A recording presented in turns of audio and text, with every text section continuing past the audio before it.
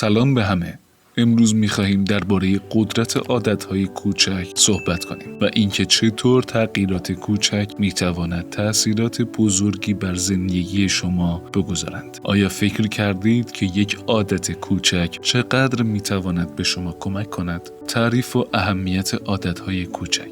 عادت‌های کوچک کارهایی هستند که به سادگی می‌توانند در روزمره شما گنجانده شوند. مثلا اگر هر روز فقط 1 لیوان آب بیشتر بنوشید یا فقط 10 دقیقه مطالعه کنید، به مرور زمان تغییرات بزرگی در سلامت و آگاهی شما ایجاد می شود. افرادی که مثل جیمز کلیر در کتاب عادت‌های اتمی درباره تاثیر این عادت‌ها بر موفقیت و بهبود شخصی صحبت کردند. چگونه عادت‌های کوچک را بسازیم؟ برای ایجاد عادت‌های کوچک می‌توانید از این چند راهکار استفاده کنید. بخش اول، شروع با یک تغییر کوچیک مثل خواندن 1 صفحه کتاب در روز. و بخش دوم، افزایش تدریجی.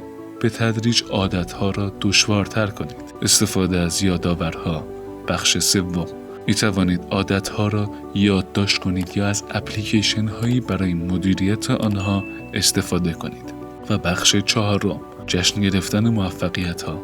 هر بار که موفق به انجام عادت شدید، این موفقیت را جشن بگیرید تا انگیزه تان حفظ شود. به یاد داشته باشید که تغییرات بزرگ از عادت‌های کوچک شروع می‌شوند. پس امروز یک عادت کوچک را به زندگی خود اضافه کنید و ببینید که چگونه به مرور زمان تأثیر آن را حس می‌کنید. اگر این ویدیو برای شما مفید بود، لطفاً لایک کنید و کانال ما رو سابسکرایب کنید.